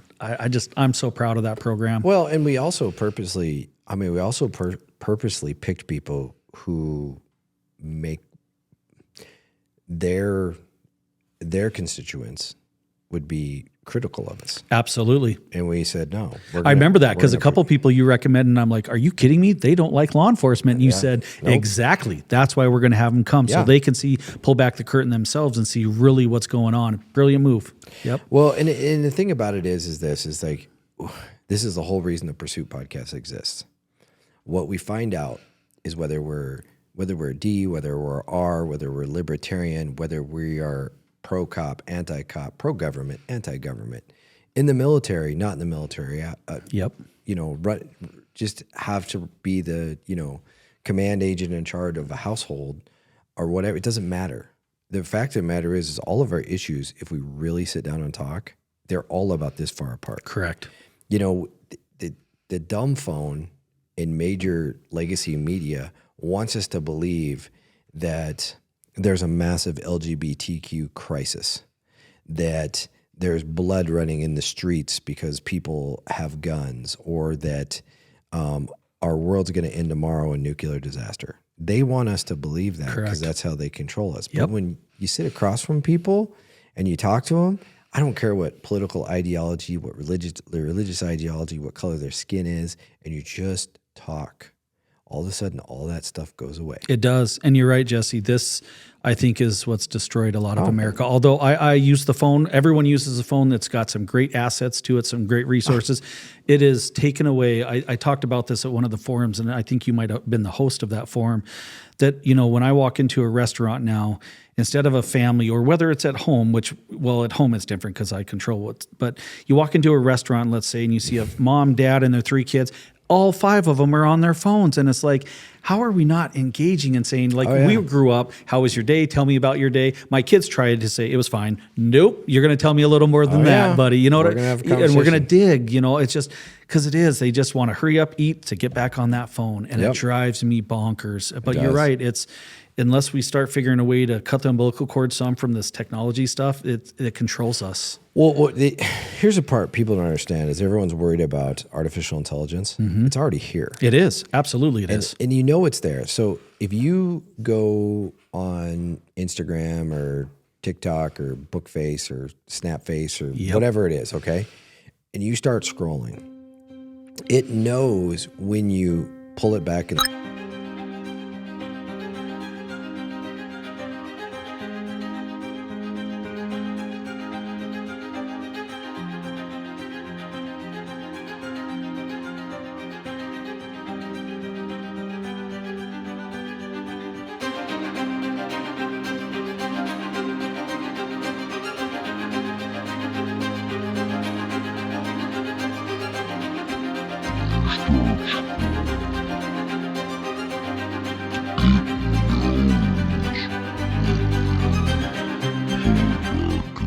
picture or image or video for a little while, and then when you scroll by, it's the camera is reading your face, it's reading your nonverbal, absolutely, and then it's giving you stuff that it knows you want, that your mind wants to be fed. Yep.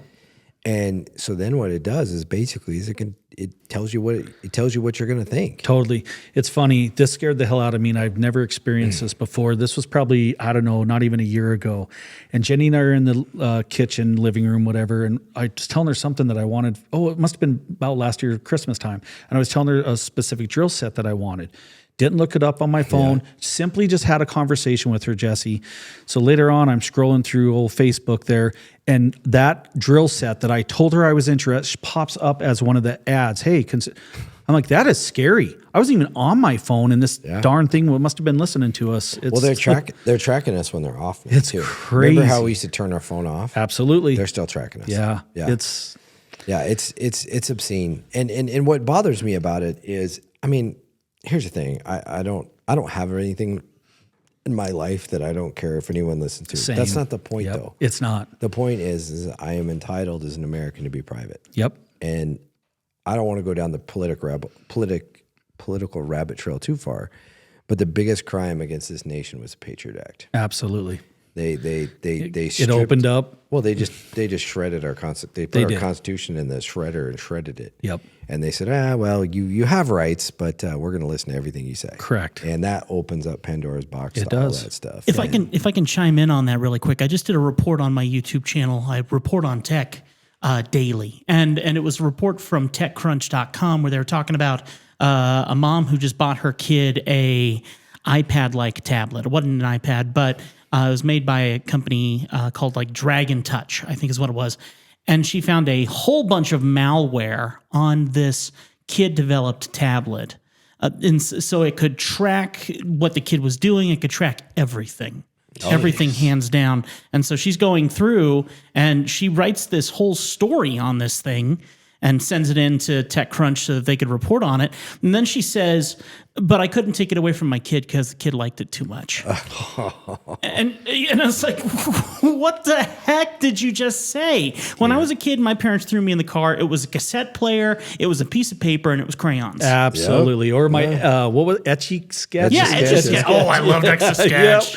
They wouldn't know how to do that stuff. No, nowadays. not even. The purity of good toys. Seriously, or just riding bikes and just the way we grew up is definitely a thing of the past. Building dirt ramps cramps and breaking Absolutely. our legs. I mean, come on, it was wonderful. When we were kids, I'm sure you were the same way, even in Bozeman back then, Jess. But, I was told, after the schoolwork was done, you go out, you go play with your friends. When those street lights come on, Yes. you better be home. Oh, my dad had the dog whistle. He knew how to whistle so loud that I could hear him from a mile away. It was hilarious. When I was a kid, my parents, so my dad was the sheriff. Yep. So he was busy. He was out going to work, and my mom owned a restaurant. And the restaurant was all the way on the other end of town.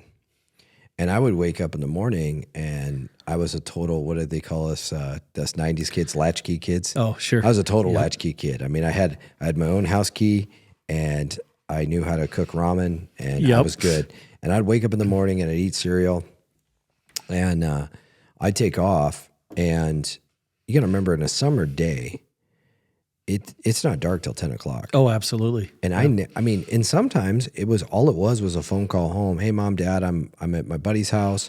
My buddy's house would be in the middle of the town.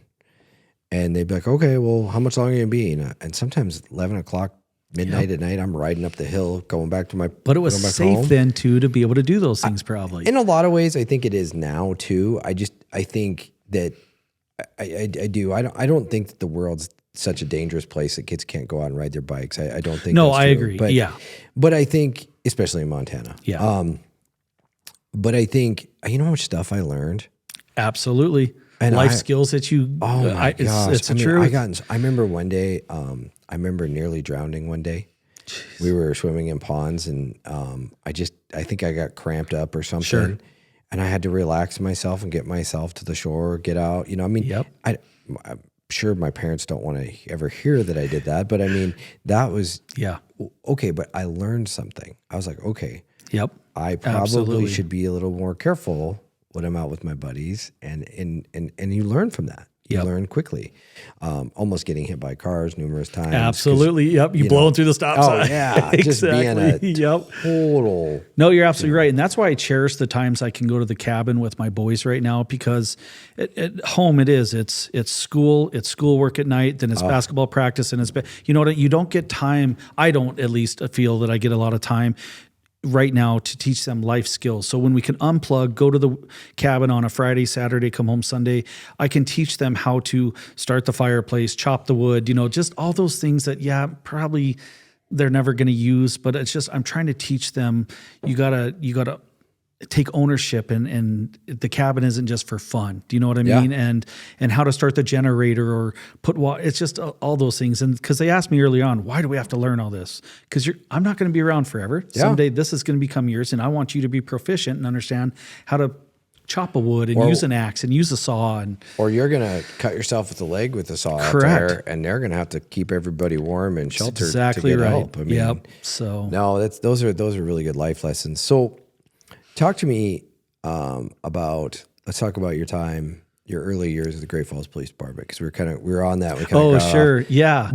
Tell me, first of all, what was the scariest thing that ever happened to you in law enforcement? Oh, hands down, it was next to the playground. There used to be a hotel there, the playground bar, the adult gentleman's club, whatever you want to call it. Strip club. Strip club. There you go. and right next to it, not the one on the corner, but there's now a park. There used to be another little hotel there. Anyways, I was across the street at Stockman Bank. I was dealing with a car crash, and I heard a whole bunch of commotion right across on 10th Avenue South. And I could hear people yelling, he's got a knife, he's got a knife. So I got on the radio, said, 219, there's a disturbance over here. Someone's yelling about a knife. And I'll never forget, I go running. The bouncers had chased this kid, and he was definitely a kid. He was, 16, 17, but he looked like a kid, you know what I mean? But he was drunk, he was high, he was on meth, he was on drugs. And they chased him into this apartment area, or the motel area. And by the time I got over there and engaged him, he was standing here, he had a big knife, and I was probably 5 feet from him, Jesse. And I remember drawing on him, yelling, drop the knife, drop the knife. And I can hear all the people, the audience, whatever you want to call them, patrons behind me, and everyone screaming and stuff. And I remember it seemed like an eternity, and he kept just trying to oh, go ahead and shoot me, suicide by cop thing. And I just remember, just as I'm about to squeeze that trigger, Jeremy Verts came over my shoulder with a shotgun, with a beanbag shotgun, and just plugged him 3 or 4 times, and it dropped him. And I want to say that was scary, but I also think that God intervened there, because I can tell you, I can remember pulling on that trigger, and then just simultaneously Vert's coming over and just I didn't even know he was there. I didn't. Wow. Everything was out of my mind, and it really shook me. Do you know what I mean? Because and unfortunately, you've had to take a life when your life was threatened, but it was I was working that night. When Were that you really? happened. Okay, yeah. I heard it all over the radio. Yeah, it was terrifying. So that's one of the scariest things that, I tried not to, as you know, we have to set our scaredness, our fear aside, and you just got to do the job. Yeah. But when you decompress and get done with those things, let's be honest, you go, wow, that was crazy.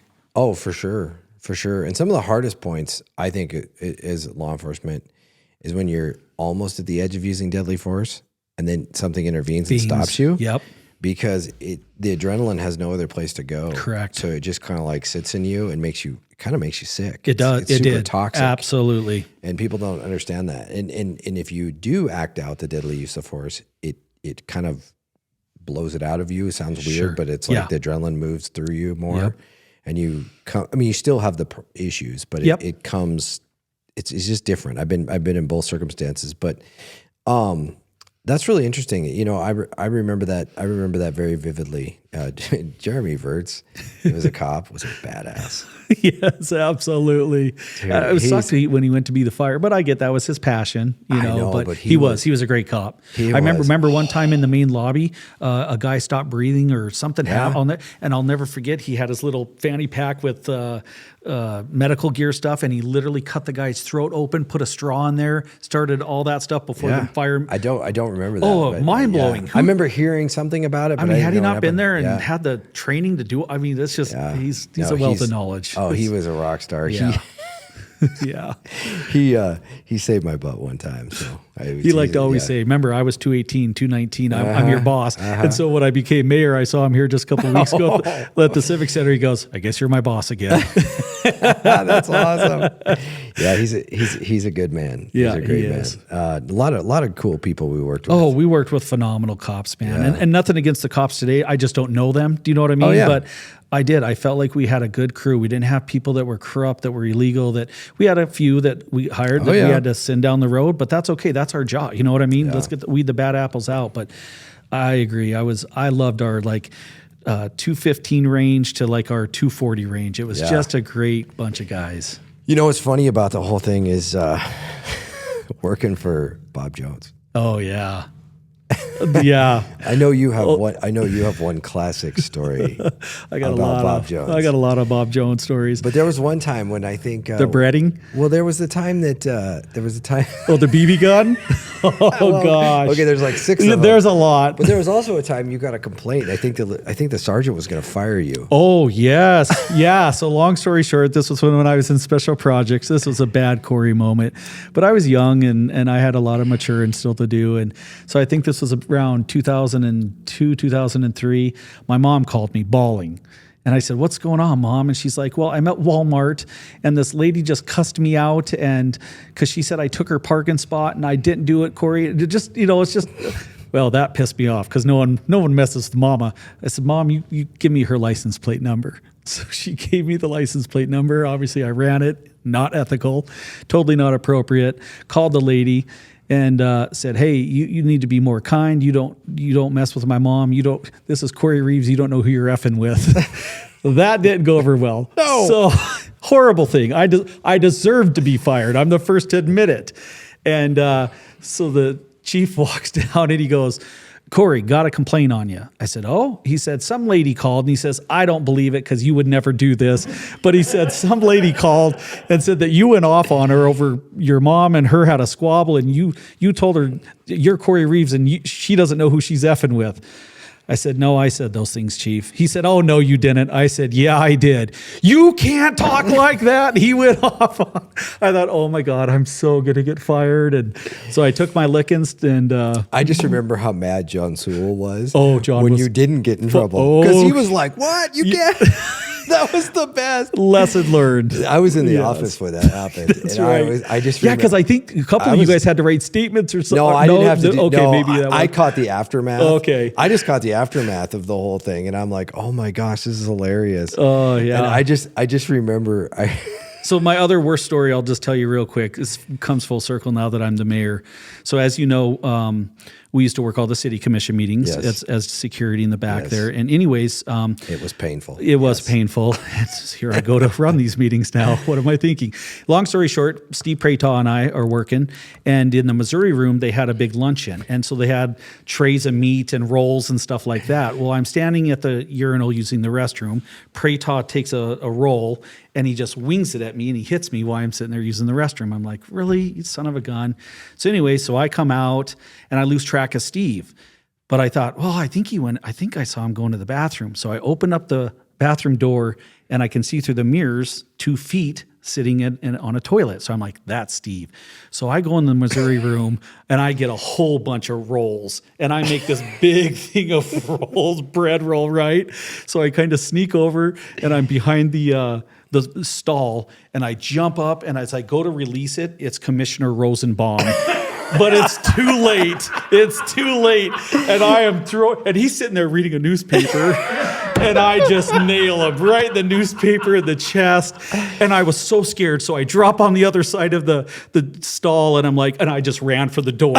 And I was so scared because I thought he'd recognize my shoes. So I took off my shoes and just wear my socks, which I don't know why I was thinking that. So the next day, Chief Jones comes down to our special. You're the worst criminal ever. Oh, by the God, way. I am. So Chief Jones comes down. He goes, gentlemen, need to have a talk with you. I said, what's up, Chief? He says, one of our city commissioners got hit with a bread roll apparently yesterday. Do you two know anything about that? And Steve and I just look at each other. He's like, God damn it, you guys, you cannot be doing this stuff. Like, I'm sorry, I thought it was Prataw. He hit me first. It doesn't matter, he said. I thought, oh God, here I go. I'm gonna get fired again. See, now I'm hearing all these stories from police officers. Back when I used to draw caricatures of Disney, we'd have so many people that would come up, and I'd love asking them about their job. And so I drew a lot of police officers, and one of the best stories I heard was a guy who the way they pranked each other was they maced their windows on their cop cars. Oh. And so every time someone rolled their window down or touched the handle or whatever, that'd be painful. Boosh, yeah, that was how they. That's how they got each other. And I was like, yeah, no, thanks. I can neither confirm or deny that ever happened.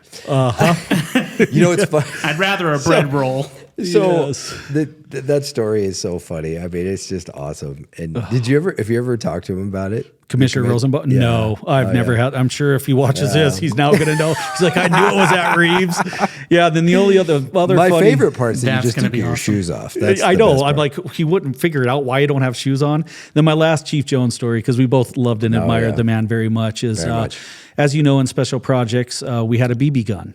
And that Yes. probably should have been taken. And this thing had been up there for 10, 20, 30 years. It was tradition to have a BB gun in this office. Oh, yes. And so I'm sitting at my desk, and again, Steve Prataw, he's the catalyst to all this, it seems like. I'm sitting there doing my own thing, and he literally shoots me. I mean, he pumped this thing up, and I wasn't paying, and it stung. He got me in the arm, because I obviously would have my vest on, and it hurt like hell, and he drops the gun, and he takes off running out of the office. So I was pissed. So I thought, okay, I'm going to get you back, Steve. So I cranked that gun up, and I literally was standing at the door waiting for him to come in because I was going to drill him right in the forehead. I didn't care. Oh, no, Steve doesn't walk in. Chief Jones walks right into the barrel of the BB gun. Son of a gun. And he goes, what are you doing? I'm like, I swear to God, Steve shot me first. I was just going to. He's like, that doesn't matter. I'm like, I can never catch a break. I always get caught. I cannot confirm nor deny, but people used to always get sniped in the Parking lot. Me too. Yeah. Yeah.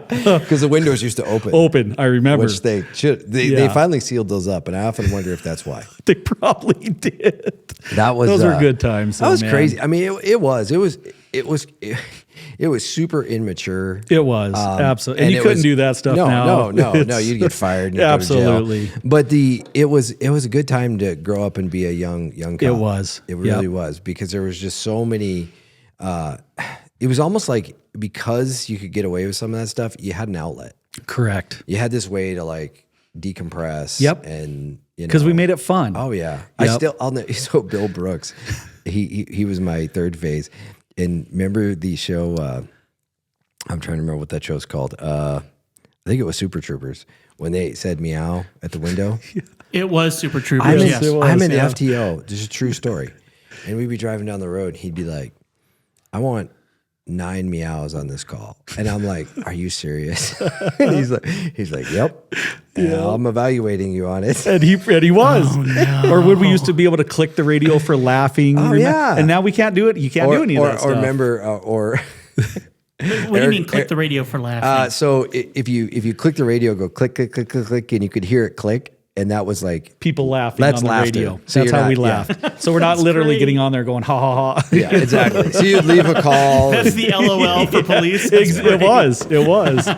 And I remember too, like Bauman. Remember, there would be certain songs that play on the radio. So And he he would would just key the mic and play the song. You'd get canned for that stuff nowadays. I know. FCC violation. absolutely. I think that's what it is. But it was a different time. It was a good time, and it was there was still some. I mean, it's very serious too. I mean, it wasn't all fun and games. I mean, Correct.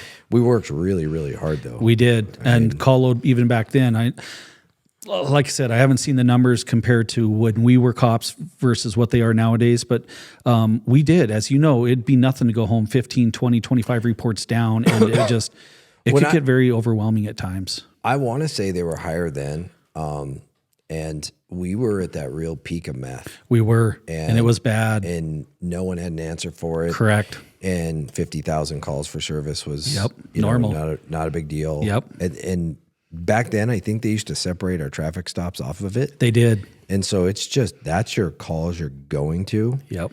And it was hopping. It was hopping. Yep. It was unbelievable. Yep. And every call you went to was a fight. Yep. It's the truth. Yep. I mean, it just was everything you went to. It was just a different time. It was a lot of fun though. And it was, It was. I'm very, very, I'm sure you are too. I'm very grateful that I grew up in that time in law enforcement. Me too. because I learned so much. I did too. Yep. I mean- and I think a lot of that, even though it's a different type of government and stuff, I think that's all that experience and knowledge is going to help me be successful as mayor. I truly would think I'll be able to take a lot of that to this new chair. So I think so. I think having the public safety perspective, but then, being the undersheriff and having the budgetary perspective of it, absolutely. that money doesn't grow on trees. Yep. And we got to live within our means. One of your greatest gifts, I thought, when you were the undersheriff, though, that you really did for me was I had all these things I needed to get done, and we got them all done way ahead of schedule.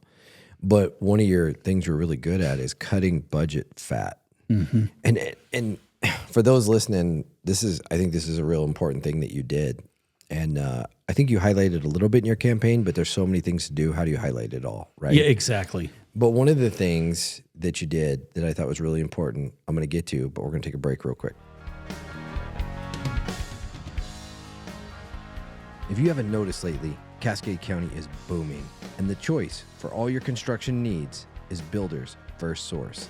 They even have an automated home builders solution for all of your construction needs. Go to 826 Northwest Bypass in Great Falls and check them out today.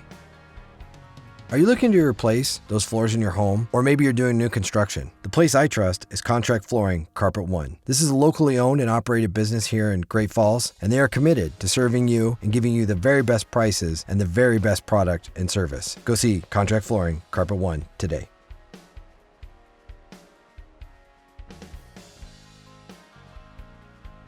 The Double Barrel Cafe is all about you, the amazing people of Cascade County. With every purchase you make, they give back to our community. Every bite and sip fuels their mission. Let's make a positive change, one cup and one bite at a time, because the Double Barrel is not just a cafe, they're building a better community. When deciding who I would trust for the technology component of this podcast, the choice was simple: Information Systems of Montana. Whether purchasing products for business or when I had them build me a new MacBook to catch child predators, they delivered, creating a solution for my exact needs. Contact Information Systems of Montana today. Your health journey is as unique as you are. The Peak Great Falls has everything you need for your fitness journey. They are your partner in wellness. With a top-notch facility and expert staff, and a very welcoming vibe. Locally owned, community driven. Join them today. One of the best family-owned businesses in Great Falls is Schulte's Coffee House. They have amazing coffees, frozen yogurts. You can even stop in and fill up your car. They are a full-fledged convenience store and are world famous for their chicken and my wife's favorite, the Bosco sticks. Go check out Schulte's Coffee House today. If you're passionate about firearms and the Second Amendment like I am, one of the best places in all of Montana to go is Mitchell Supply. Jim and Tammy Mitchell have been running this gun store for decades. They're major supporters of the Second Amendment, and they're major supporters of our community, and obviously they're supporters of this podcast. For all your firearms needs, go check out Mitchell Supply today. Everybody needs a good insurance plan. Whether it's for home or auto insurance, check out Heinbaugh Agency. Eric Heinbaugh is a local agent focused only on customer service, not sales. All right, we're back. So one of the things that you were really good about that I really liked when you were running the budget is I don't know if you remember, but even Scott Van Dyken was telling us when we first took office, he's like, we're poor county, we don't have any money. Yes, I do. And it was because of the mismanagement, Correct, of all the budgeting prior, and you started diving into it. And I'll just never forget. I remember I told Christy this. We'd been in office for maybe 5 or 6 months. It had to have been less than that because it was still in the first end of that first. Oh, year. yes. Yep. And I remember I was like, I'm a little nervous about the budget. And Christy was like, why? And I'm like, because I just feel like Cory's spending money like crazy. Because we'd be like, hey, we want to redo the cars. And you'd be like, yeah, they're done. And I'd be like, okay, but I remember asking you, and how? You're like, we got money. We're good. We're Yep. good. And you were really good at going through and taking all the fat out of the Correct. budget, all the BS, all the wasteful spending, and putting it towards what we needed to spend Operations. the money on. Yeah, Yep. exactly. You were masterful at Thank that. you. And so I think the city's going to be in good hands with you in that, because I think that's going to be something that you're going to be really, I mean, I understand the city manager does a lot of that. I understand that. But you're going to review it. Absolutely, And you're going I to am. look at it and you're going to ask hard questions. I You're going will. to say, why are we spending this money here? Yep. And ultimately, the commission and the mayor have budget authority. Yep. Correct. So I think that's going to be that's going to suit you really, really well. Yeah, and as you know, I'm a nerd about the budget. Yeah. I love budgets. Governmental accounting is something I was terrified of, and I just fell in love with it. Yeah. It's to me, it's simple, it's clean, as long as you can figure out what you're doing. And like we talked, it doesn't matter if it's at the county, the city, Florida, Washington, California, governmental accounting, it's the same everywhere. It's the same line items, the same everything. So I'm excited to go through our budget. I have not done so yet, the city's budget. I do believe they run a fairly lean, conservative, fiscally conservative budget right now. But I think it's always good to have an outsider like me coming in and looking at things we can. That was what we were told too. You're right. We were told, oh, we just run lean. This is all it is. Correct. And it seems like every year you were able to to find. I think our first year, Jess, if you remember, sorry, I didn't mean to interrupt you. You're good. I think we were able to trim about $1.5 million out of we'll call pork and put it back into operations where it needed to be. Absolutely. No, I totally agree. It's funny. This last year we were like $2 million in the black, and we kind of got penalized by the commissioners for it. Sure. It was like, well, you're not spending it, and our budget got a little bit reduced. Sure. And it was frustrating. And the reason we were being so cautious, as you know, is because we had some issues with our federal contracts in the jail. And we were just like, okay, we need to make sure so we really ratcheted everything back to make sure we were good. And that's one of the things I struggle with government budgeting, is it's this whole use it or lose it. It is. I know, because it's not always the same year to year. Exactly. Correct. And it is extremely frustrating because it's like you almost get penalized for being conservative with your money. Correct. Yep. Well, you didn't spend it, so you must not need it. So we're going to take it and put it back in the coffers or general fund, and that's not true. And it is. It's really frustrating. Yep. And it's very difficult. So I guess my advice to you is, as mayor, try to be careful with that attitude with with people who are coming forward. Totally. Because it's, I think it's one thing if it's like every year they're doing that. Okay, well, they don't need that money. Yep. But if they're coming to you and they're like, hey, this year this event occurs, so we ratcheted back. We over ratcheted. Yep. But that's okay. I mean, Great. That's savings. Yep. And doesn't mean we need to deduct your budget line item now. I think the inverse needs to happen is wow. Thank you. So you were worried about going over, but you ended up under. Yeah, we really were careful. Yep. I think that it's just weird how in government it's almost like if you do negative things, you get a positive outcome. Yes. And we need to inverse that ideology. And I'm not pointing fingers at anybody at the county commission for that or anything. It's just that is the mentality of government. It is. Absolutely. Yep. So what are you most looking forward to?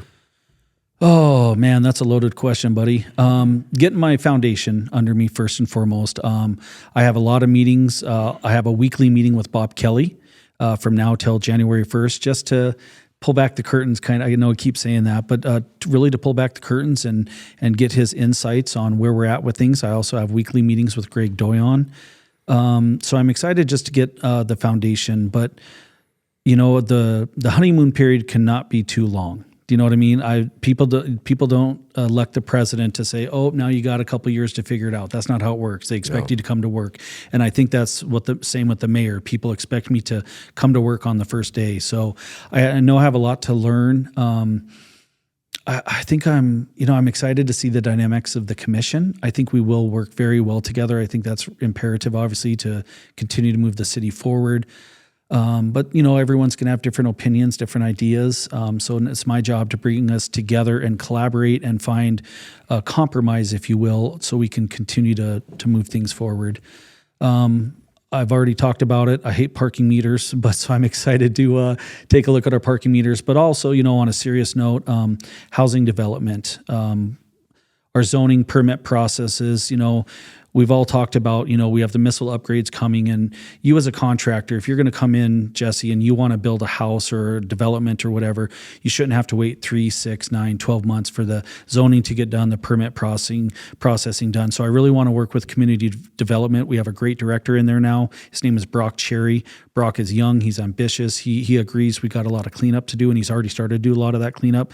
But we want kind of a one-stop shop. So if you come to me as a builder and give me the permit, you only have to, because right now you have to deal with me, you have to deal with planning, you have to deal with engineers, you have to deal all these. That's silly. It needs to be a one-stop shop, and what the city has invested in is a couple $100,000 software where you can now look up your permit process and say, yep, this has been signed off, this has been signed off, oh, still need this done.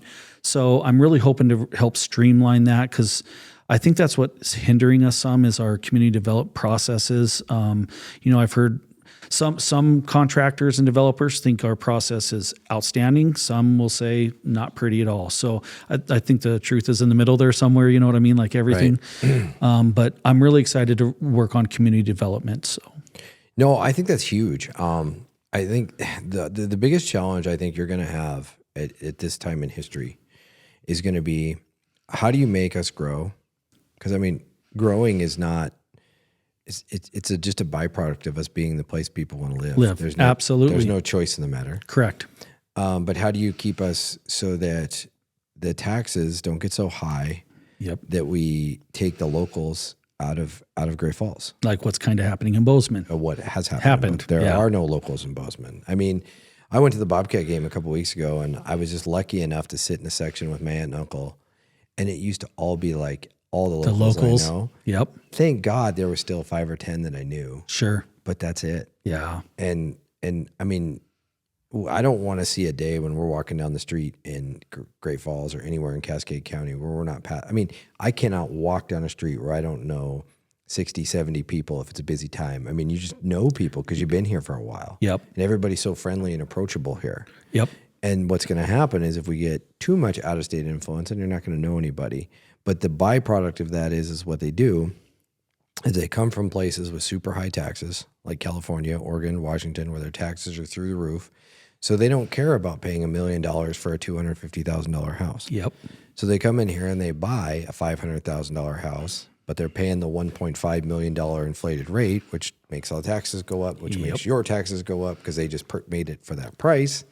everyone was applauding and cheering when your house was worth so much more, remember, and everybody started Oh, yeah. selling.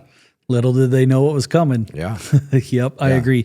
And that's another, you make a great point that I'm going to be active working with our local delegates and legislators down in Helena. I have to be. And I think that's my opinion. That's where it really needs to begin first. If things have got to get cleaned up in Helena, I've been very vocal. I'm a big fan of a sales tax, but only if they will eliminate or remove the property tax. I don't think that'll ever happen. You know what's funny about that? Rick Tryon and I talked about that same thing. Oh, really? And we're both like, we need a sales tax. We do.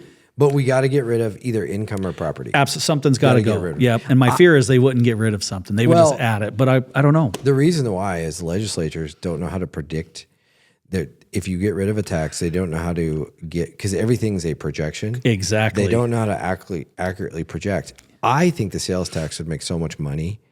I personally would say get rid of the income tax. Yeah. And there's two reasons why on that. Look at like Texas and Florida that don't have income tax. They become the destination for very wealthy people who retire. Yep. And they've become the destination for veterans. Yep. And those are people you want in your community. Absolutely, because you they're do.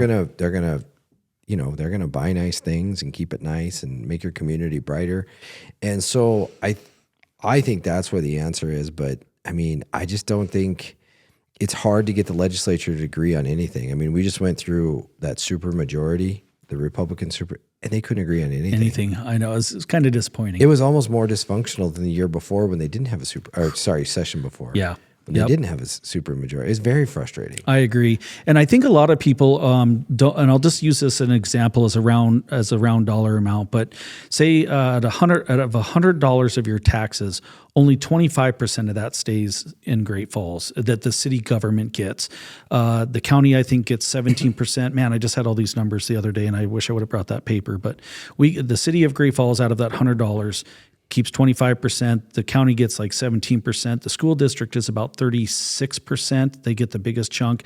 The state gets a very small piece of that pie, like 9%. But so I do agree. I totally hear you that we got to keep taxes under control and stuff like that. But I think it's got to start at the state level. Well, it does.